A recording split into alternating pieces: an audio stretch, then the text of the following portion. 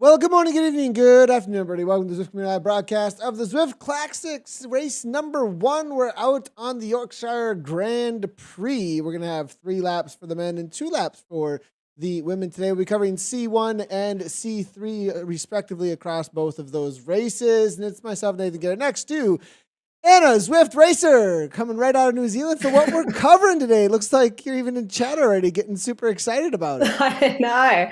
I mean, we're pretty excited here down under. We just finished up our New Zealand series, actually, so this times in perfectly. And I'm just stoked that I'm doing commentary at like a reasonable hour of the night. I feel very awake and ready to go. I know it's not a reasonable hour for you, Nathan, but yeah, I'm super pumped to see some Kiwis out there. And I enjoy it all across. I like being able to cover across the entirety of the world and getting to know everybody. So it's great. Now, if you don't know what the Zwift Classics are about, I'm going to talk about the format real quickly. These races are individual scratch races, single day events. There can be 8 races in total. This is number 1, obviously. Points will be awarded for first across the line and fastest through the segments as well. Teams can race, but it is not a requirement. A little bit different than the Zwift Racing League if you've been following us here on Zwift Community Live and over on Zwift Live. The whole idea of those having a team set up and the teams are battling for points or team time trial points, etc. Well, this is very different as it is all about a single day event in individuals, but you can show up for it with a team to try and get that individual across the line first or set them up for some sprint points. So still teams can be involved. Power-ups today are going to be the Arrow power-up, the Burrito, and the Feather. If you haven't checked out and you're watching to try and get an idea of how the race is going to play out, obviously you can watch the tactics here, but you can also head on over to Zwift's YouTube and check out the World of Zwift. There was a feature on there about some iconic times, actually. An iconic win from Lionel Viasen way back in the Fiat's Magazine race, actually, a while ago. That was one of the coolest things I've ever seen as far as racing on this course. Definitely a puncher's course, though, Anna. It is a race of attrition with 3 laps, and I think it is one that really is about whittling it down and then trying to just time things perfectly in that final few hundred meters, unless you can actually get away, which is very difficult anytime you're out on Zwift. Yeah, I mean, I was just about to say this course is such a classic, but that's why these are called the classics. And here we go. This is what the course looks like. It's 3 laps for the men tonight, 2 laps for the women. I mean, I've seen so many different ways people have won this race. Probably one of the coolest I've seen lately is in the Oz Cycling Elite Series, where they had 2 guys from 2 different teams breaking away on the long, slow uphill drag that starts off each lap. And they broke away and no one caught them. And it became the 2 of them going right to the end. And so I would love to see something like that. You very rarely see it. I think probably what we'd end up seeing is what happens in most times on this course. People will break away a bit on that KOM. They'll hit that long downhill drag. They'll stay away, and that's where they'll get to the finish. How people play it at the end, though, is quite crucial because you can either go early with about a K to go. I've seen that work, or you can hold off that uphill sprint, which is really brutal. So, yeah, I mean, that's why it's called a classic. It's just an awesome race course. It's hard with 3 laps. It's pretty hard with 2 as well, but so many different ways to play it. And now what I kind of want to see is I like the individual racing format for these because when you have a team, you play the team game, you make sure you get the points. This one, you can just hero it all over the show and just do everything for yourself and just go for it. So it's going to be a lot more mixed up. One other thing that we are featuring today with WTRL, these are presented by WTRL, WTRL.racing if you haven't checked it out. Definitely head on over there if you want to get involved in the Zwift Classics and all the things that they're putting on. They are the premier event organizer, really, when it comes to anything when Zwift racing. And they have instituted, looks like, an AutoCat system. And some pretty cool stuff was happening with that with some, I believe, some testing last week. And it looks like it's working pretty well. I was going through Zwift Power, and according to where people were kind of put into these categories, you said for yourself it was pretty spot on for where it placed you. Yeah, I mean, I'm 30 weeks pregnant, so I'm not at the top of my game, I'll admit that. And I went through to just see where it put me, kind of like test the system. And I'd say it put me into a pretty good category based on my pitiful race results over the last 3 months. So, yeah, they're taking 6 rider classes. It's based on average racing speed, which I like. And then the number 2 classification is 20-minute, 5-minute, and 1-minute power ratings. There's a third one, but that's not being tested at the moment. But it's a true skill style system, which is pretty cool too, because that's used around the gaming land, and awesome they're bringing into Zwift. I think this is going to be a game changer. I think I know myself racing in the B and C traditional categories, it can be a little bit frustrating when you got some sandbaggers rolling around. But yeah, I think this will be good. I like it. I went to the chatter channel to see how everyone was responding, and majority positive. So I like it. Yeah, absolutely great to see. The innovation from WTRL just keeps coming at us, and they have done an amazing job. Going to jump right on into the racing with the men's race. They did just get over the top of Otley Road, actually, and we do have a group looks like there was a little bit of split actually coming already with one rider, and this is what we were talking about in the feature over on World of Zwift, was that you can break things up on Otley Road. They have taken this on a little bit already, but we do have a little bit of a course profile for you on Otley and what this is all about. This is the start of the race, actually, and it is a pretty significant climb that you do head up on Otley for quite a while. And then you go down the steep descent that you can see from them here. And on that descent, when you have a pack like this, the speeds can just really start to, what I would say, an avalanche or snowball away from the pack, actually. And as you do see S2 trying to get back on terms, looks like it's not going to be happening, especially with the descent that's going to be heading into the fields here in just a moment. That gets into, I think, a 17% negative gradient in just a moment here, Anna. So that's going to be a pretty difficult section for Dua. And 5.4, it's a solid effort he's putting on. But at the front of this race, nobody wants anybody to be coming back. So some big names, though, it looks like, at the front end of this race. We got Ahini here from Spoken Cycles. Yeah. I know this guy actually. So he just raced in the New Zealand series. Alex Heaney, coming from Cambridge, races for a professional team, Spoken Cycles. I think he is going to be heading to Europe fairly soon, but he is legit, really, really good. So, I mean, he's up against a bunch of Aussies here too. Tully Leicester. I've actually had a Zoom call with him over the last couple of weeks. He's one of the spearheads of Team Aero, Australian esport racing organisation.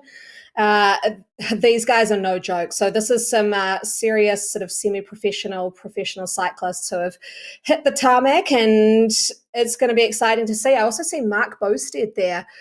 He's a New Zealand professional triathlete, also very, very good. Will suit this course because it is, I always think, a better course for those people who are really good at ultra endurance running or triathlon, just because you've got to have that ability to have the power at the end. And a lot of those riders from racing 180 kilometers do have that. Oh, yeah, definitely. I mean, 180-kilometer race and having that kind of consistency. Now, the question is whether or not they can hang on to the punches, right? They can hang on through the punches, and when it whittles down, the sprint at the end might be a little bit of a struggle. But at the same time, there is the reality that if they go from early out, right? We've seen a win on. I've seen quite a few wins actually, kicking from the bottom of that kicker. There's like a 10% kicker going into the sprint, being 3 laps as well. There's plenty of time in landscape to really just put the hurt into the legs here. And if everybody's kind of tired, somebody like that could, steal it. I'm not sure with the sprint to the line in the last 200 meters, but maybe going from 5 or 600. Yeah, it's. I'm just looking through some more of the names here. This is just going to be Daz Carter is absolutely here. hard from Well the done, beginning. Drew, coming Yeah. back. Daz Carter, he's one of the esports names I would definitely point out. He's got his own. He actually live streams as well. He's got one of these crazy disco ball setups going on with all kinds of LED lights going on all over the room. So good to see Carter showing up today. Oh, I like that. That's those setups where they have the disco. I couldn't do it myself. It's a bit just too much stimulation, but I like seeing other people's setups like that. That's cool. I'm also seeing Ben Ruth in this main group. Now he is a ex-elite New Zealand runner. He was coming along to race in our e-tri event, but he runs a 1 kilometer PB in 2 minutes 33, I think. So he can seriously get in the pain and hurt for about 2.5 to 3.5 minutes. And when we see that climb, I mean, that's sort of around that time zone. So that could be where he could be looking to attack, I think. Be on the watch out for Ruth. It sounds like solid kick coming from this rider, as we've heard um, Katie say. Actually, Kate Bates is lungs on a bike, and that might be what we're going to see with that crossover here coming from Ruth. Riding for Cryogen, it looks like, so it definitely has been picked up by a solid team within the world of Zwift racing. That's for sure. Looking across some of the others, obviously Liam White riding for Arrow in game and an in real life professional cyclist. I'd be watching out for White. And I wonder what kind of fitness Liam is going to have right now, coming out of Australia and racing professionally on the road. If he's more going into his base period, if he's racing more, on a northern hemisphere schedule or not. So it'll be interesting to see how this ends up playing out for Liam, as he's always someone to be watching out for. Or is he more into getting into his base mode and starting to ramp things up for the season in the lands down under, and not going to have quite as much a kick? Time will tell here out on the Harrogate course for Liam White. He does have a teammate with Leicester there as well. I would notice. So it is a 2-up here between them.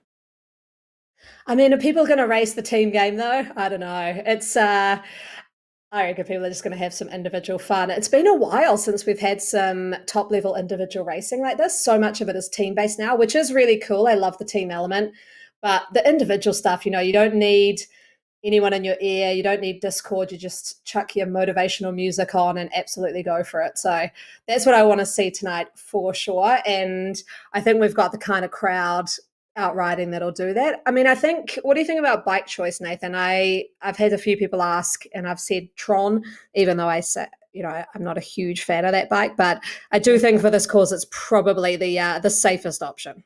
What's going on with the Tron? Why are we no longer a huge fan of the Tron? That's what I got to know here. Oh, for me, it's just such the middle road bike. It's sort of. It doesn't do anything. I'll race on the Tron. It doesn't it's not the scalpel of anything, right? That's what you're saying. It doesn't do anything at the best, but it can kind of do the all arounder. And you're just kind of pick something. Come on. Yeah, pick something, make a call, do something dramatic. And it's also look, everyone's got them now. I think we need something else that sort of grabs attention. I feel like the Tron's just become a bit meh. As they do hit the base of this first KOM though, it should be good to see these orange numbers come out and who has got the legs tonight. I know the Kiwis will be happy that they're racing at this kind of time. They could have some pretty good legs, I think. And the Aussies, it's good for them too, about 5:00 in the evening. So we're seeing, there's my man, Ben Ruth, heading out early. Ruth making that move, as you said, maybe going to be able to do that 2.5 minute full gas to the top here. Now, early attacks a lot of times don't work unless you do get a little bit of a gap here, and they're not able to sit on your wheel, because it does have more of a 2-tier kick on this climb.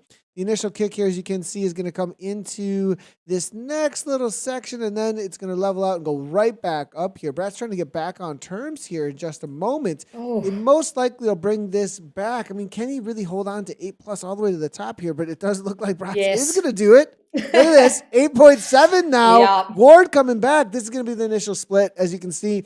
Heaney going off the back, Tanaka there as well, Creel. And with such a small group that's battling it out here today, there will not be the avalanche. The Peloton will not be able to quickly bring this back with the number of bodies over the top. So there is a huge risk here. And now the Arrow power-ups are being popped. Ward over the top here. Carter looking to follow. This is that second kick I talked about, Anna.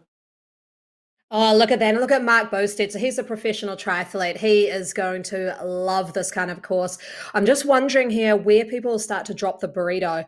I think perfect place to drop that burrito, which has become a little bit more powerful. Dropping the draft of the big radius behind you is probably at the sprint finish. I haven't seen many feathers actually being dropped here. I've just seen a burrito there. So that'll impact those riders behind, because it is dropping down to a sort of draftable elevation here. Nice work here from Daz Carter. You called it, Nathan, but Mark Bosted right on his wheel, and I think he might come over the top for those points. Carter gets it. Carter gets it. I think Carter, we'll have to go to the back end API, but I think Carter grabbed that one.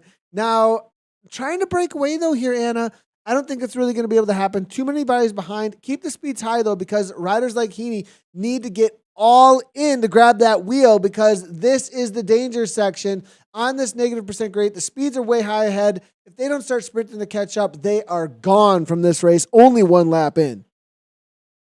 Oh, I know. This is real danger time just because that group ahead, it looks like, yeah, about 10 to 11 riders. They'll have a good draft benefit here. But we've seen, I'm actually very surprised Alex Heaney, who I've talked up a lot, has dropped off here. I think he's just been caught a little bit unawares, relatively new to Zwift. So just might be seeing a different kind of level of racing. But look at that. Ben Ruth, Mark Boasted in there, Daz Carter, Tully Leister. Yeah, they've got a good crew at the front here. I think, unfortunately, for Alex, I just don't think he's going to be able to bridge that gap. That's getting out to around 6 seconds now. Yeah, the question is, will they be able to use the spike in speed here real quickly to open up a gap in this front group? Will they calm down a little bit and then allow something to come back here? There it is from Bostad. Not going to be slowing down at all. Orange numbers a little bit. Interesting to see what's Heaney and Gamma going to do. I don't think they've got a whole lot left in the tank. And this is absolutely gone. Going out to 6 seconds now at this point. But look at this. Bostad, solid little attack. This is a great section to go on. It is a 2% uphill gradient all the way to the sprint. And because riders are going to be suffering at this point after that climb, they'll have a little bit of a recovery, but this is a very difficult section to come back. Anybody who didn't get that heart rate down enough at this point will be suffering to hang on. And you can see that with Ward and a few others here sitting on the back. Ward, though, 166. Yeah. I think he's, Kyle Ward, he's a guy I think who's biding his time more than anything else and following wheels. He's a very strong rider. He notices the reality of the caliber that have made this group, and I think a lot of riders will start watching at this point. We made our initial split. Now is not the time to maybe risk too much and put yourself off the back. Wait till those final moments in this race. Yeah, I mean, the cool thing is I know a lot of these Kiwi riders in here haven't actually done any of the Zwift Racing League. They just started Zwifting when we started our winter season. And I think people just don't know each other. And this is what makes it cool for the first race of the season. They're letting Mark Boasted go. He could hold, 4.5 watts for 3 hours. So he can just push really, really high numbers for a long time. And I think once they start to recognize who each other are, what their strengths and weaknesses are, that's where we're going to have some super exciting sort of mano-a-mano battles. But yeah, I'm liking this format already. I think it's cool to see just a bit of the unknown.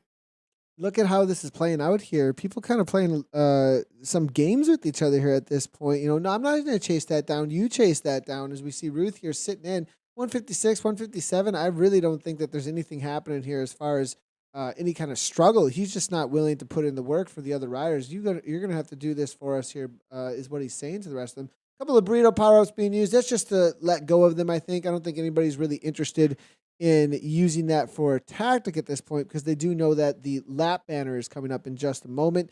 They will be looking for a different power-up most likely. Now, this second time up Otley Road, again, we speak to that for just a second. I mean, this is going to be a sufferfest. You're talking about almost 2 kilometers here of climbing 1.9, and at that 5% gradient, if anybody's suffering at this point, this is going to be in a smaller group like this, when it is whittled down, just pressing the pace and little attacks off the front, you can really separate things out. The less bodies, the more you can do damage. Really in Zwift racing, when it comes to larger pelotons, that's when things get very difficult to break up. Now the opportunities have opened up for these riders. Yeah, I actually had a team tactic here, which worked really well. On lap 1, we just went up Otley Road at such a high pace. And we dropped half the field, but the field that was remaining were freaked out, they said to me afterwards. They were worried that they just didn't have the legs. They were thinking, what is going on? Like, I am not feeling good right at the start. And immediately, mentally, you kind of break your competition. So, yeah, it's kind of, Katie says it a lot, is attack when you're not feeling great. And I think sometimes just attacking in really bizarre places and mixing things up kind of throws people off their game a little bit. A lot of people will be expecting attacks up that KOM, but maybe people should attack on the climb before that one. Just throw a cat amongst the pigeons, get people on the wrong foot, and then it's amazing how much that mentally affects them. A great point, actually. I like to hear that you guys attacked so hard that it made people wonder what was happening with their race. Like, am I just not feeling good? Like, what is going on here? So it sounds like that was with who were you? That was Riot, yeah. That was with Riot, with Team Riot. Okay, gotcha. And the ZRL. Yeah, we broke Agawatt where they told us afterwards that yep, that did not feel good for them at the start of the race, but that was a good indication of something you can do to get in people's heads, because it broke us as well. But because we're instigating, you don't think you're broken. They don't think you're broken. So looking through here real quickly, they're about to start their next lap. So let's take a quick look at what the lap looks like, actually. Finishing their first one, as you can see, the KOM and then the sprint immediately after that, the little bump that they're just coming up over the top of. And then that long drag there at that 15.6, that's going to be Otley Road, actually, with that sharp descent. And then it's actually climb again into the pastures, then the sharp descent on over toward the King of the Mountain. Now, we do have a little bit of attack here going into the next lap from Kyle Ward. It's a great spot to go, actually, with so many riders dropped from the pack here at this point. So see if he can make something happen. He's going to have a little bit of a jump from Ruth, and then Bleakley actually got back on terms. Bleakley was able to get back in. What a move by Bleakley. I did not think that was coming back. Ganma was actually unable to follow, but amazing job by Alex there to get back in this group, and he pulls things together with Ruth here. Yeah, that's pretty good. I mean, I'm just looking at the stats of Kyle Ward here. So doesn't have a fantastic sprint compared to the others. So I think he's going to be one of those riders who just has to make the others suffer for the majority of this course to really take away their sprint legs. But yeah, good at the sort of the 20-minute power, but not so good at those sprints. We do have some really good sprinters in this group. Daz Carter, probably one of the best I'm seeing here, with Cos Nicole also 15.9 watts per kg. That's massive. So yeah, Kyle Ward, though, doing good there to just put a bit of pressure on and make it really hurt for those other riders. Yes, Carter, definitely a solid sprint on him. I've gone to the line with him many times, and I think recently he's gotten the better of me often. So watch out for Carter here. He has definitely got a kick of speed, and if it does come to the line, I would be watching out for Daz. That's for sure. Now, Tanaka is a rider that I don't think we've spoken a lot about. If this rider stays quiet and makes a move late in the race, I'd be watching out for Tanaka to maybe be able to get a breakaway, 1, 2, maybe even a solo. And he's more of an FTP rider, I think. Watch out for him to just try and set the pace really high later in the race, make a sneaky move, one that just kind of slips off the front. Next thing you know, he's just holding 5+ till the end of the race and holding off the rest of the pack. But I think there's just a couple too many bodies left for him to really make a move like this at this point. Yeah, I quite like the fact that this is whittled down to such a small group, though, because this is what we see a lot in the women's racing, is it becomes so tactical, because you can't just rely on sort of surfing around wheels in a huge bunch with the dynamics. This is going to hurt all of these riders as to what they do now.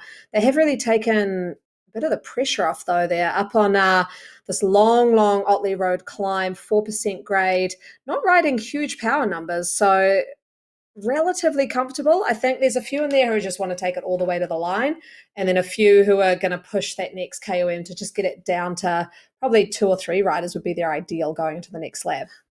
Just going to really quickly jump on over, speaking of the women's racing, but we do have, it looks like 1, 2, 3, 4, 5, 6 participants here, and Leighton early attack ends up breaking things apart, actually. So just going to jump on over here, and I mean, this is quite a move here. So Britt Liddon, she's Litton, excuse me, sorry. I met her over the weekend, actually. She's a awesome person, mum of 2, doesn't know anything other than doing everything 100%. So I'm not surprised to see that she's broken away from the pack here and doesn't want to sit with anyone. New team actually up there, New Zealand NZ Bro. So that's a new Zwift team that's just come out just for Kiwis out there. And yeah, Britt, she races all the time on Zwift, and she wanted me to come out and race in this category with her, but I said no, I'm going to have to talk through your race. But she's she's the real deal. Right here, it looks like going back to May 1st of 2020 for her Zwift Power profile. She did the Triathlon NZ Saturday Race League, actually. So been on Zwift for a little bit over a year when it comes to the racing. But she is a level 39 Zwifter, so maybe been doing Zwift a little bit longer than that. But a lot of times it's just the Zwift Power profile for when it goes back. Does look like she participates in the WTRL team time trials as well as the Zwift Racing League. So very experienced rider. Thomas, it looks like just off the wheel. She's been dangling here for like, I think half a lap or so. I mean, she's right there. She's within sight. But as you do see the watts per kilogram here, Leighton is definitely holding a much higher watts per kilogram at this point. But speed is what matters. At 52 kilometers per hour, I think Leighton is going to be able to walk away. But you do see this undulation in the watts per kilogram. Thomas, if she keeps it consistent, keeps it within striking range, it is a long race. They're on their first lap. One more to go after this here. Shuttleworth is behind, it looks like, from HDRL, along with Salad from Evo. Then it is going to be Bival there coming out of Sweden. That is the lone rider sitting in, looks to be fifth place here at this point. Yeah, this is going to be pretty hard actually for Britt and Thomas there because they're not really joining up, and it's basically going to be an individual time trial right to the end, which will suit Britt a lot. She is a triathlete.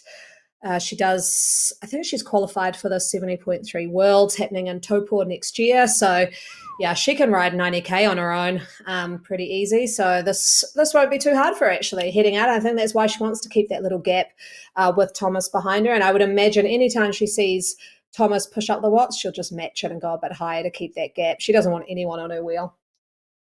Yeah, we do have some questions. What's the point of, and I'll answer this question straight, and I think AJ Isaacs, we do appreciate any questions that do come on through. And racing with six, we're going to include women in mixed. And I think, the classics having the sign-ups and seeing what the participation is going to be up front, we don't, there isn't any idea of who is going to sign up for the races. And with the Auto Cats separating things out, making the racing as fair as possible between the riders, I think the riders at least get to enjoy, with the AutoCat system, something that is riders that are among the same level as well. So we do appreciate the comments, though. That's for sure. Now, looking on over here, Chris Russo coming on, pineapple on pizza. That's a great question, actually. No. What?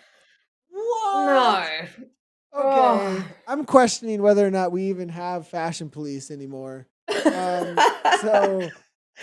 Maybe it's food police now. Don't put. Oh, that's pineapple is sweet. Why are you putting on something savory? I don't know. I'm. There's plenty I could say to all that, but I don't know if we're gonna get into the cooking show at this point. But I've actually just Googled, should you put pineapple on pizza? And according to professional chef Gordon Ramsay, no, it does not belong on pizza. Tomato sauce is an acidic food, and so is pineapple. And too many acidic foods is not good for the palate. So that's the a problem. professional You shouldn't opinion. be putting tomato any longer on pizza either. So I'm good with wow, that. we have some different opinions here. That's started a conversation. Thanks for that, Chris.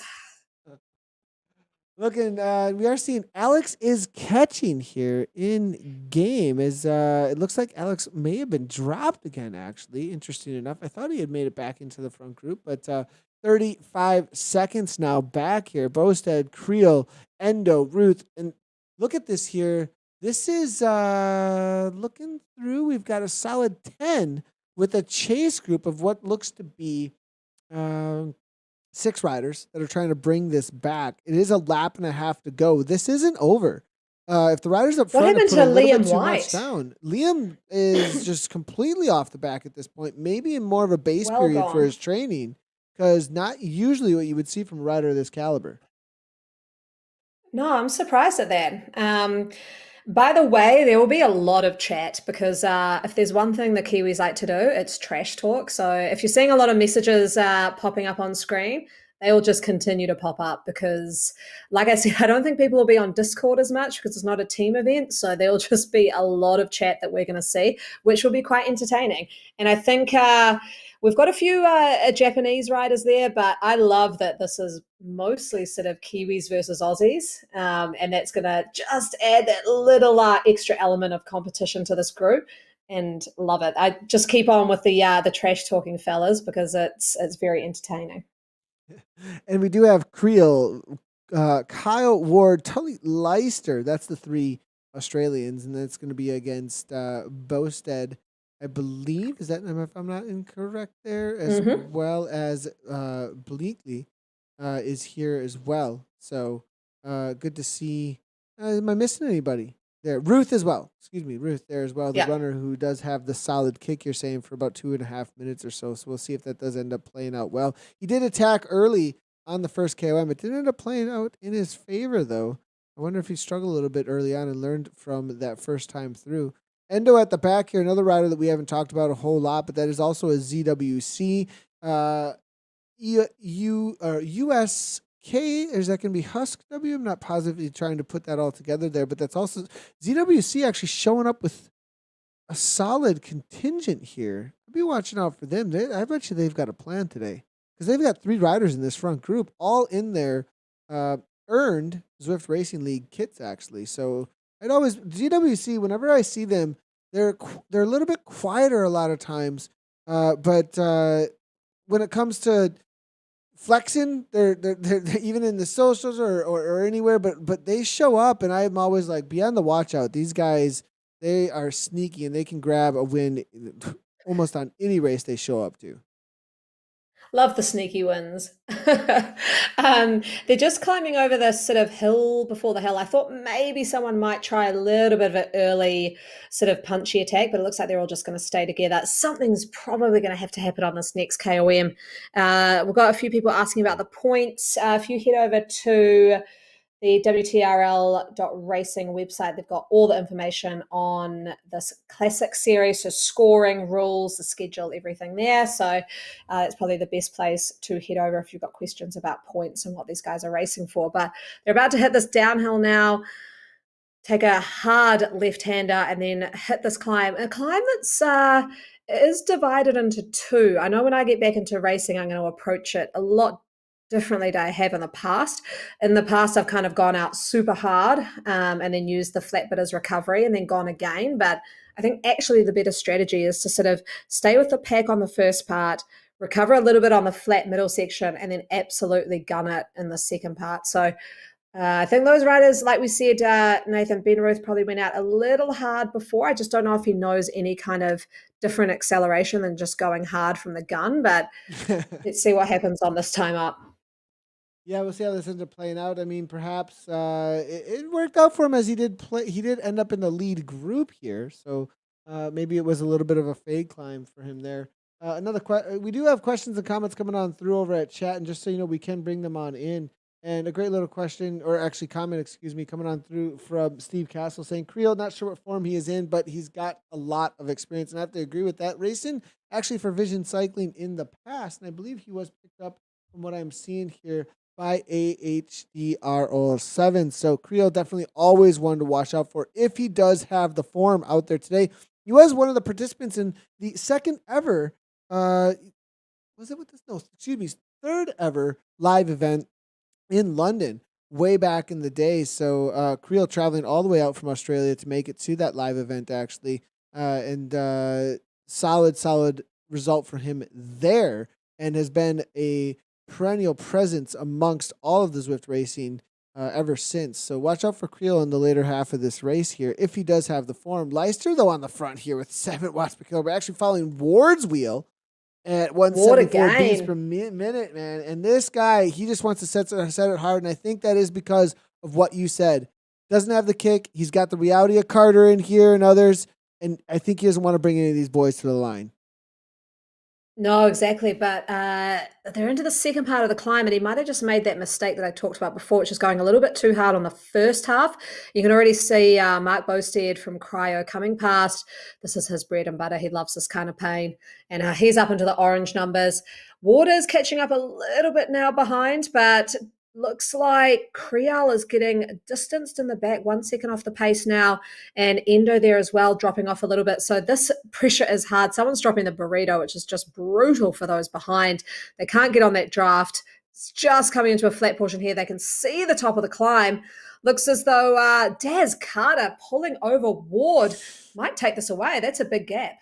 Tanaka with a quick 10 watts per kilogram, but Carter, I think, is going to do it again, and he gets first across the line for the second time over the top of the KOM. Have they distanced anybody? And it does look like it's going to be Bleakley here. Is he going to get back on terms? This is a tough spot for Bleakley. as Aaron tries to grab back on. It doesn't look like it's going to be happening, though. 2 seconds out Oh. now. And this is that moment I was talking about. If over the top of these climbs, every one of the descents on this course are sharp, so incredibly sharp. And because of that, you have to hold on. I will see you soon, Alex.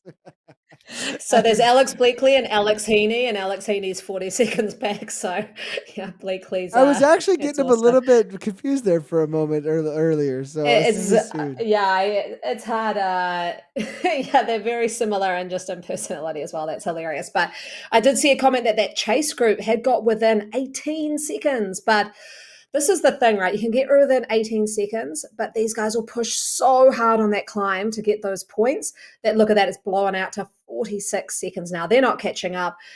So unfortunately, Alex Bleakley will probably see Alex Heaney pretty soon, about a minute off the pace.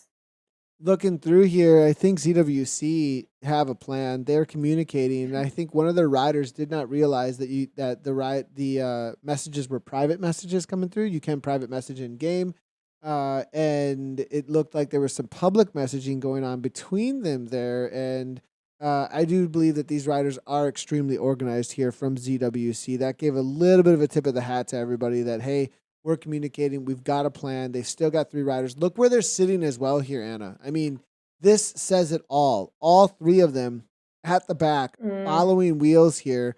And they're right on each other's wheels here. It's not even that they're just at the back. They're actually just working completely together to make sure that they cover every move that they need to. Now, is Tanaka falling off? No, I don't think that they're in any kind of a struggle here at this point. I think they're just not wasting any energy and waiting for the exact moment to punch.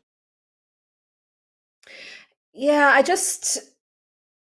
don't know. I kind of want to see. I like the riders who light it up a bit. You know, they put in the big attacks, they whittle down the field. We see Mark Boasted it on the front again at 6.6 watts a kg. This is what he did in the last lap, if you remember. He sort of came around the corner towards that sprint banner and then just opened up some pace on these sort of false flat rolling areas.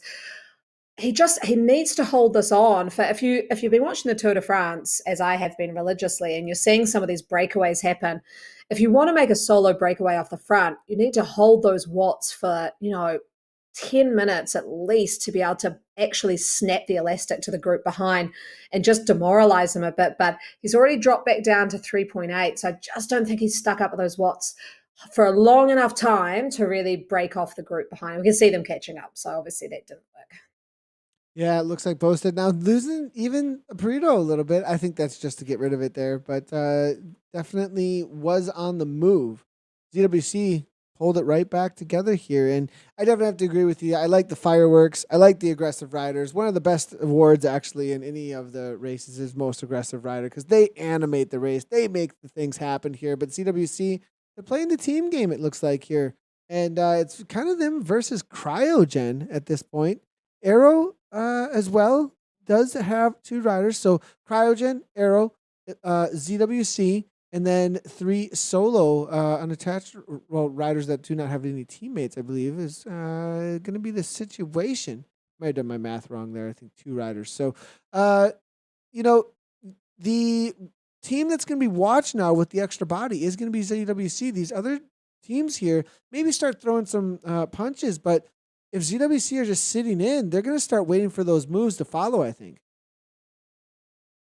Yeah, and I'm surprised they're sort of playing the team game. Maybe I'm too much of an individual triathlete, but I mean, I race for a team, but if this was an individual race, I would love to race my teammates. I just think that would be such a blast. You know, you don't have to worry about offending anyone or sort of taking it away from a teammate. You can just be like, oh yeah, let's bring it on. I've raced with you for the last year, basically in Zwift Racing League. Now let's see who's got the chops individually. So, I mean, they could play a team game, but keep in mind this is individual racing, so we should hopefully see some people really play to their strengths on these different courses. I've just seen, is that Ward that's gone a little bit off the front? Just went a little touch off the front, but Mark Oh yeah, Bosted he did covering good, him. good Yeah, it look there. did. He does have Yeah. a gap actually, little bit of a gap at this point. If we do look, it does look like going to bring that back real quickly. And again, I think Ward's tactic here, being that there's three teams working against him is going to just try and break them. One advantage that could be a tactic for Ward is to try and get two of these teams to send a rider with him. If he can instigate out one or two riders from these teams, even three, all three teams get represented, there's not going to be a chase situation perhaps. Such a small gap, such a small group though. It may all be tried to. They might chase just about anything. If he can get one rider though from one of these teams away with him, it would be really perfect situation. Carter, I think, has zero interest in any of that. I think he just wants to take everything to the line. Bosted though, again, you called that with Bosted. Yeah. He just continues to hammer on him. He just wants to make it so incredibly hard. So I mean, he's holding really high watts here up this climb. If he just keeps this going, he will drop Tanaka off the back because that ZWC rider is really stringing out. We've got the other ZWC rider kind of hanging on and bridging the gap. But every time Mark Bosted does this, it does string it out more and more. Unfortunately, you're seeing Ben Ruth in a little bit of trouble as well, dropping an aero power up just to get back on. Next to Tilly Leister, I think that is as well, who is covering very well. Otley here. This is it. This is what we're talking about. Coming through, Anna. I think this is a risk. I mean, this is a moment right here. If they're able to snap the elastic a little bit, hit Otley at a high pace, it could drop a couple of riders here. The timing, though, when they get back on terms here is just not quite right. A counter, though, right here, Anna, would snap everything. Oh, exactly. But because Mark's making it so hard on everybody, I think countering is just it's almost impossible because they catch up and then just want a breather. But like I said earlier in the show, Nathan, what I've seen on this course at this exact point has been two riders attacking off the front together from two different teams. And so they must have private messaged, and then they ended up taking 10-second turns each, stayed away, drew out their lead to about 30 seconds, and took that all the way to the line. So that is something that could work, but I think when you're seeing Mark go off the front, he's just not holding that pace for long enough, and people kind of know his game now. So when they see him go off, they're like, oh, he'll hold that for, I don't know, maybe 20, 30 seconds, and then we'll be able to catch back up. So unfortunately, he's kind of played his hand, and now people know his racing style. Going to jump in real quickly here. Lighten still off the front here, your friend from NZ Bro. She is holding a solid 3.4 watts per kilogram, as you can see in the picture-in-picture. She is on the Queen of the Mountain right now. She'll be taking all of the first across the line. We'll see if it's the fastest for the segment as well. Thomas is still chasing her, but 110 back. Shuttleworth currently sitting in third place. Salad and then Bival. That is the current situation between the five ladies that are out there racing in our C3 category out there today. We were covering that one because it was the most that we had for the signups. We will make sure to get across the finish line for the winner, second and third place for that as best as we possibly can. Ward now, though, on the attack here. This is Otley. We had talked about this later in the race. This is the climb of attrition, the longest section of climbing that we have out on course. And then him and Leister, they've now gotten a 1 second gap. It's getting pulled back together, though. ZWC, they continue to just protect the front here, but Leister goes again. And now ZWC up into 9 watts per kilogram. Those orange numbers are going to start snapping things. That's how you get away and get the draft off of your wheel. Endo, Creel, Bosted, maybe in a little bit of struggle now, trying to find that wheel. And two now off the front, Ruth and Leister. Yeah, and even though Kyle Ward is not in the aero uniform, he is an aero rider. So they could be trying to do that little 1-2 attack up together that we just saw. But I have seen in the socials coming in that people think Tilly Leister is saving himself for this last lap to put in some extra effort. Ben Ruth, perfect positioning, just dragging him back, kind of holding on to him like an anchor as these guys are hitting some serious watts, 527, 535 watts going up this climb. This is brutal, and we're seeing gaps already. There is definitely going to be riders who cannot hold this and will drop off at this point.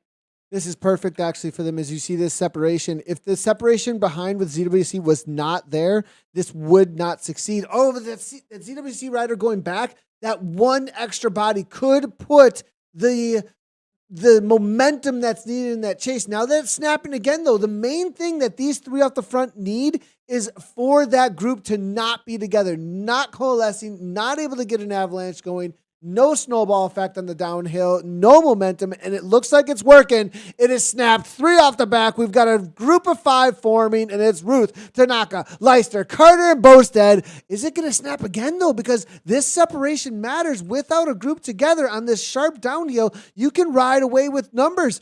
It is just pure wattage at this point. 2 off the front, and Ruth is making it happen. Creel trying to get back on terms, but 5 seconds might be just way too much. Oh, that is unbelievable work there, both from Tully Leister and Ben Ruth. I mean, they're not on the same team, but they pushed that pace massively. They're in the Super Tuck now. They are dropping Kyle Ward, unfortunately, like a stone. He's 3 seconds back, but with this group, they are pushing hard. They don't want anyone to get back on. That is 5 riders in the front. We're seeing Mark Bosted there, Tully Leister, Ben Ruth, Tanaka, and Daz Carter. So that's a great little group at the front. They've probably been the strongest riders in this front pack from the get-go. And very, very unfortunate for Kyle Ward. I just think that's a little bit too much. You can just see him in the distance there. I'm not sure he's going to be able to get back on. He'll have to be really, really motivated and get through that hurt locker into this last lap. Ruth countering the moment it goes back uphill at this point now. And I think from here on out, it's just going to be haymaker. Anything that's sensing on the ropes, they're going to go in for that knockout punch, I think. I mean, getting away, if you can, riding solo to the line is the surest way of getting a win in any bike race. And going to the line in the sprint with Daz Carter still here, I think Leister and Ruth here want to break him. Yeah, and I mean, I'm just going to have a quick look if I can at Ben Ruth's stats, because I know, I mean, I've known him since I've been about 10 years old, and he is a very good runner, which makes me think he's going to be pretty light. Not actually the lightest in the field, but he'll have a huge watts per kg advantage on those climbs. Mark Bosted as well. I mean, I think the two of them, they know each other well. They've just raced each other for the last 6 weeks in the New Zealand series. So they may start to do a little bit of a team game here, even though, I don't know, actually, looking at Ben Ruth, I think he just wants to solo breakaway and take this. What another attack. Ruth just 2 seconds immediately opens up like that. Cryogen, they've got the 1-2 situation. Bosted just gets to sit in at this point, Anna. This is perfect for Cryogen, and Ruth looks to be walking away with this one. Can Leister even respond? Carter's just watching this. You know what I could see from Carter, though? A big orange number kick to get across. I know this guy's got the tactics. He might be just waiting for that moment. Does he have anything left in the tank, though, is going to be the question. He's at 168 beats per minute. The other thing here, though, there's 3 riders. 2 of them will work together on the downhill 17% gradient. There will be some roll through on the bodies here. So with that, there he goes. Mark Bosted. Mark Bosted's doing it. Yes, I knew it. There he goes. He's going to try and kick across. I don't know if Tully's going to have this. Daz Carter is straight on his wheel, but Mark is still holding those orange numbers. He is desperately trying to get across. There we go. I'm loving this action with the 2 Kiwis. Tully's coming over the top, though. They will catch up to Ben Ruth, and Mark Bosted going again to try and get onto Ben. He's already in Super Tuck. Did you see that?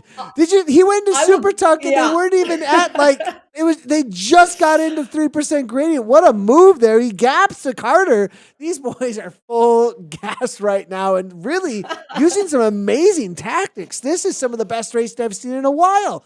Great job by Cryogen. We just don't have a big bunch. And this is what I love, that we often just see in the women's racing, but we're seeing it in the men's, which is it all comes down to tactics. It isn't just sitting in for 3 laps and then sprinting. This is some serious tactics happening. I actually, just from looking at this, I think Ben and Mark have to be on Discord together, because there are some things happening here that makes me think they're working together here.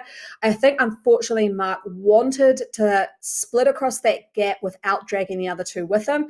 But like you said, Daz Carter, Tully Leister, they know Zwift very, very well, and they would have been waiting for that attack move, and they managed to get on his wheel, and they've brought back Ben Ruth. So have they done too much attacking now with this climb coming up?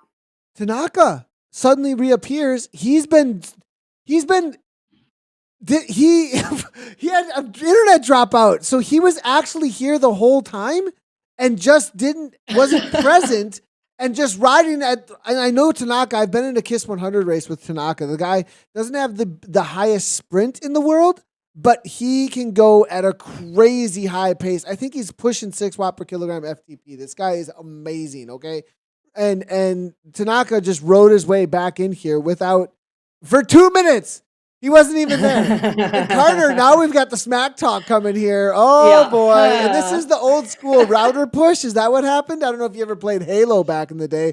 All the guys over. I am seeing a larger than usual viewers over on Twitch. Hello to all of our Twitch viewers. Great to see you guys all hanging out. Very great to see that.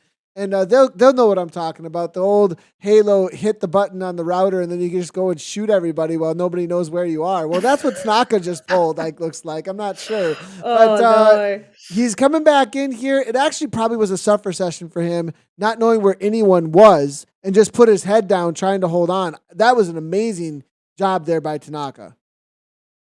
Yeah, that was. I love the comment from Daz. Just left it there. Nothing else. Just a bit of a okay then. But now they're down to, they're up to 5. They were at 4, up to 5. They're heading on this downhill. They're group behind, 15 seconds back. I mean, they're not totally out of it. Kyle Ward is pushing some really high numbers to get back in this. So these guys can't mess around. We are seeing Daz come off the front a little bit. They're going to take that sharp left-hander. Then it's straight up. And this is where we're going to see who wants to drop someone on the climb, who wants to take it to a sprint. Third time over the top. I mean, posted now goes. Ruth goes as well. Cryogen going with the 1-2 again. I'm loving these tactics from them, trying to break things apart. If they can get 2 off the front, they'll TT away with the 2-man up, but now Tanaka now covers it real quickly into the super tuck. Great job by them. What's with the arrow? Well, I guess on the downhill with some speed, get a little bit of a gap, put them on the back foot, and one rider could pull an awesome lead out on the climb and launch somebody through the second half. But Ruth gapping his teammate now at this point, interesting enough. And we are seeing the comments coming on in from Margie Noonan saying, Tully, be patient. We've got some cheers, and I think we do have a lot of people in the chats right now cheering on their favorite riders here. Cryogen trying to make things happen. Leister now, it looks like, off the back just a tad. Carter's going to sit in and let Leister pull him back up. Cryogen's move, not able to make it happen just yet. Into the final KOM. We're on lap 3, the first of the Zwift Classics out on the Yorkshire Grand Prix. Who's going to take it? Ruth, Leister, Carter, Tanaka, or Bosted out here today? Let us know in chat who your favorite riders are. Yeah, I'm looking at this. I think Ben Ruth has learned his lesson from those first couple of laps. He's pushing pace, but not into orange numbers as he did before. Mark Bosted now, though, he went up into some orange numbers. I think those two, just knowing that they're runners and triathletes and not sprinters, will want to make this really hurt, take a bit of a lead, and make the others chase over the top. So I'm just looking at some of the numbers. I mean, you've got to say Daryl Carter and Tully Leister are probably the best sprinters in this group. And Mark and Ben will know that. They need to start breaking away now, because if it comes down to a sprint, I would guarantee Tully Leister has it, because he has been sitting in the pack this whole time, not burning too many matches, and he'll be saving those legs for that uphill finish at the end. Yeah, those other two need to start doing something when they hit this next climb. Just going to jump across real quickly. I know the attacks are about to be on here, but I definitely want to highlight that Leighton is coming across the line. She is going to take that win out, no problem. 136 gap back to Thomas. A little bit of an arrow power up there. So solid ride here coming from Leighton and NZ Bro. Good to see on the women's side of things. Thomas will be taking second across the line. Shuttleworth almost brought it back, though, 28 seconds. So a little bit of fade from the TFC riders, you can see, as Shuttleworth's going to bring it in for the HDR ladies then for that third place. Salad from Evo and then Bival. That's going to be the finishing order amongst the women. So shout out to them and their participation. 2 laps for them out there today in the Zwift Classics from C3. Back in with the men, though, we do have our attacks now opening up, and here we go. It is going to be, like you said, Cryogen trying to make things difficult, but Carter right on that wheel. Leister sitting with an arrow power up. That was an interesting use there, Anna. Whoa. Tanaka. It's coming through fast. Little kick there from Tanaka. Ben Ruth is seeing it. I think Ben's going to take it. Tanaka just, he'll push through. Doesn't look like anyone's gap. Tully putting in a little bit of an effort there to make sure he makes this little front group. Now, question is, every lap we've seen Mark Bosted, when they hit the bottom here, they take that left-hander, it goes uphill. He has always pushed up to that 7 watts a kg. I think if we're going to see an early run to the line, I've seen him do this before in multiple races, he'll do it. I think he's going to start to want to put in that early run for the line, get ahead, get a gap, I think it's going to be around this next corner. We'll see how it ends up working out here for the riders, though. I think the left-hand turn, that sharp left-hand turn, the initial kick doesn't usually gain a whole lot of advantage. It's the second kick that'll usually make something happen. Everybody carries a pretty good amount of speed into that left-hand turn. If they can then keep the speed high, but not use that kick early on in it, right? Like, you keep the speed high enough that you use what you gained in momentum there. And then after everyone slows down from the speed they gained on the downhill, that's when you continue on. That's when you actually jump out of the pack. We'll see if anybody actually knows how to use this section real well here. Sometimes the initial kick can get you away, but in my opinion, it's a little bit of a waste of energy up front because everybody gets this speed coming in. Now Bosted looks to go, but people can kind of just sit on the wheel here a little bit. As you see Carter and the rest able to kind of just go grab on. He doesn't get too much of a gap. Now the continuance, though, looks like he might be able to make this happen, make me eat my words. There it is, 7.9, 597 here. And this could be it. If he walks away right here, he might be gone for good. Yeah, he knows he has no sprint, and he won't mind me saying that. He does not have a sprint, so he has to go now and break these guys. Problem is, Ben Ruth, I mean, they're teammates by the way they look, but they're racing each other for sure. And Ben is absolutely desperately trying to get across. He's gapped a little bit those behind, and he's trying to make that break to Mark Bosted. I mean, you've got an elite professional New Zealand runner and an elite professional New Zealand triathlete just going head to head now at the front. It's kind of like Clash of the Codes. Bosted now continues now, and this is great. Cryogen head to head. They could go 1-2. Tanaka goes to the front with 5.0 watts per kilometer. I don't think it's going to happen here. Carter's sitting in. Leicester, They just look up and they go, we got nothing left. It's over. I mean, I think this is completely over. They just don't have the power. The legs, they've been outschooled by just pure power at this point of the Cryogen team. Ruth now trying to chase down his teammate, and now it's just about the bragging rights between two teammates. Ooh. Just saw there Ben Ruth dropping an aero power up. I don't know if that was one he was ditching or he just got it. So hopefully it was one he was ditching because he definitely wants to save one to the end. Mark is not going to like the fact that Ben Ruth has caught up to him. Neither of these guys have particularly good sprints. It's less than 1,000 watts. They're basically the same across 15 seconds. And basically 1 kg separates them. So that uphill, this is one, they're basically twin riders out there now.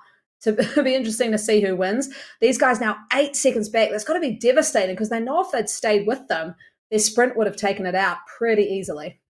Now, if they start looking at each other, though, up front, this could come back. But Leicester, it looks like they've settled in. They have no interest to chase here anymore. It looks like at 11 seconds. So it's going to be Bosted and Ruth.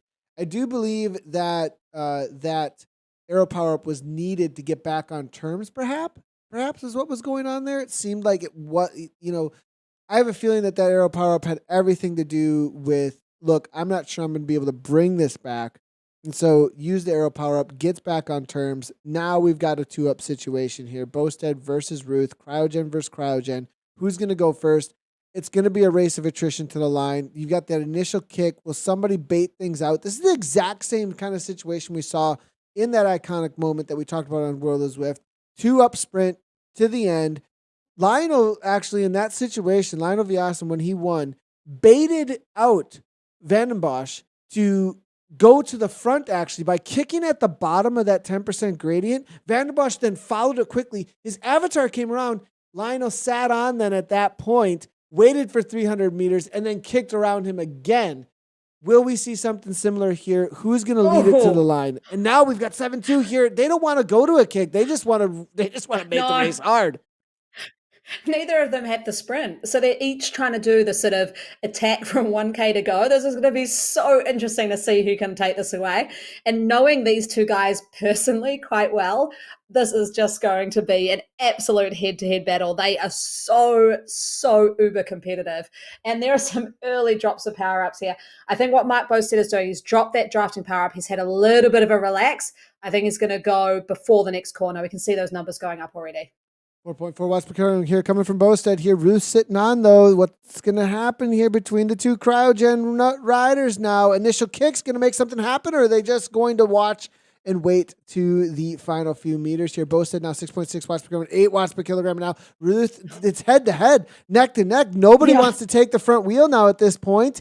And they're playing games with each other here, Anna. Oh, they are. Oh, this is just, I mean, these guys are hilarious. I actually think they're not going to finish hand in hand. Don't worry. I don't think they're doing this in a friendly kind of a way. They're leaving it till the absolute last minute because they are basically identical riders. Same weight, same watt per kgs, same PBs all over the show. So this is just going to open up. I think Ben Ruth has done a better job here because he's still got his power up and he'll push over right now. There's the kick. 300 meters to go. 12 watts per kilogram. Ruth goes over the top. He's got the gap. Now he just has to hold on to it to the line, and he is going to do it. Ben Ruth taking it down. Zwift Classics, #1 for New Zealand. And then it's going to be followed up by Bosted for third place on the podium, though. Tully Leister, he waited for the right moment, but will he be able to do it? As Daz Carter looks to have a good kick, but Tully's got an arrow power up. And 12 watts per kilogram. Arrow's going to take down the bronze on the day. Daz Carter will settle for fourth. Tanaka, after a dropout even, still a solid result there, coming on through for fifth place. Ward there followed up closely by Creel.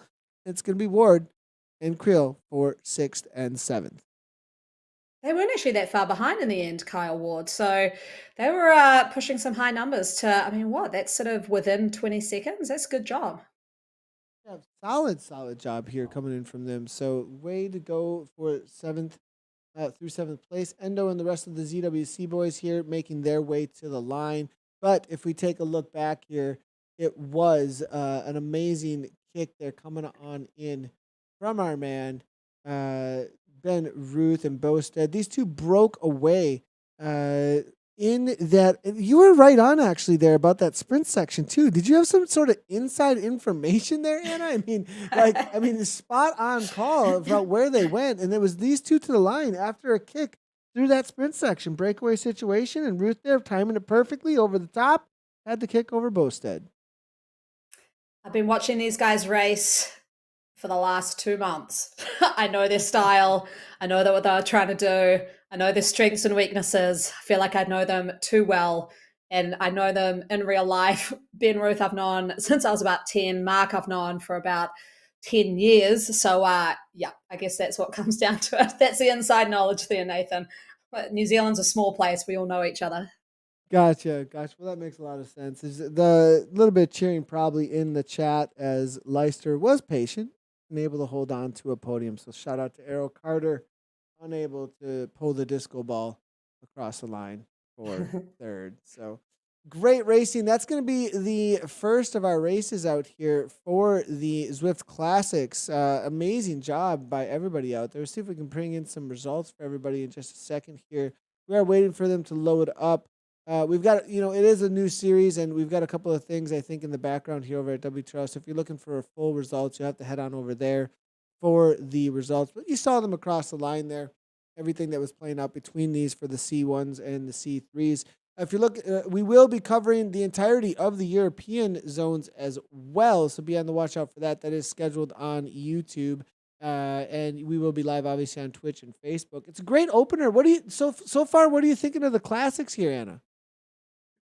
Well, the thing I like about it is that these courses, you just know them so well. And so I think what's cool is that everyone knows them so well. So you know what type of attacks have worked in the past. Like, I don't know how many times I've commentated and raced this sort of course, maybe about 20, 30 times.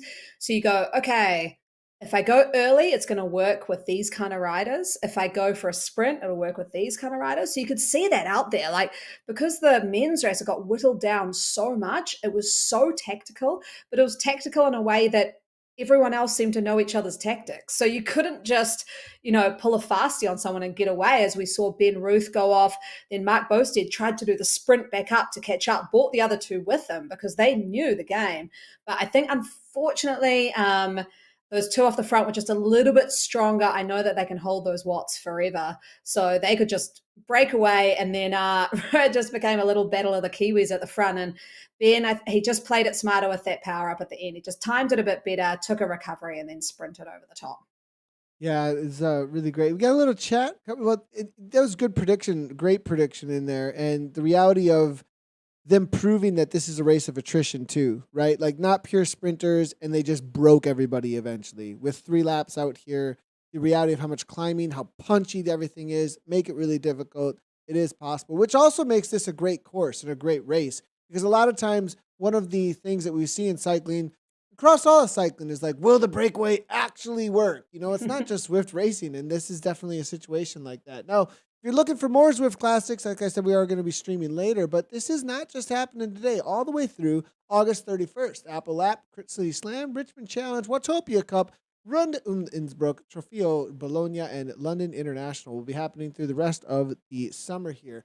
Well, summer in the northern hemisphere, obviously winter in the southern here. It's freezing here. I want to know, what is the definition of freezing? That's what I want to know. I mean, but other New Zealanders watching me, I live in Auckland, so they're just going to laugh because it's not really freezing. But it has gotten down to about 7 degrees, so it is cold. Poor 7 degrees. Oh, man. My buddy Chris Russo, my buddy Chris Russo actually married into my family, actually. If you guys didn't know, he's a cousin through marriage. Congrats to Anna with the new addition. Good to see Chris over at the Twitch channel, and great to see him hanging out there. And you know, Anna, are you still racing? Are you still kicking butt out on Zwift? No, I wouldn't say I'm kicking bad. I've tried a couple of races, and I think the problem is I don't have that top end to even get out of the start bends. Yeah. So I can hold a good watts per kg, but I just get dropped. I can't. I saw you in a race the other day. Actually, I was in there and I was like, "Hey, you were actually in a stream. Like somebody was streaming, and then there's Anna, like in the same race. I'm just watching this stream of it. It was a lot of fun. Anyways, just trying to do it incognito. But I'm hoping. I mean, these finish at the end of August. That's about 2 weeks before my due date. So fingers crossed I can make it through the whole classic season. Heck yeah, there we go. All right, well. For more classics racing, we're going to be live later today with all of the European zones. So make sure to check those out. If you want more on the results and everything about the classics, head on over to WTRL.racing. You want to watch the feature over on World of Zwift as well about how this race was won with an iconic moment and some of the race tactics. Head on over to YouTube's World of Zwift. Make sure to hit those follow buttons, subscribe, and all the notifications things to know anytime that we go live. And we will see you later today for some more classics racing. As always, everybody, right on.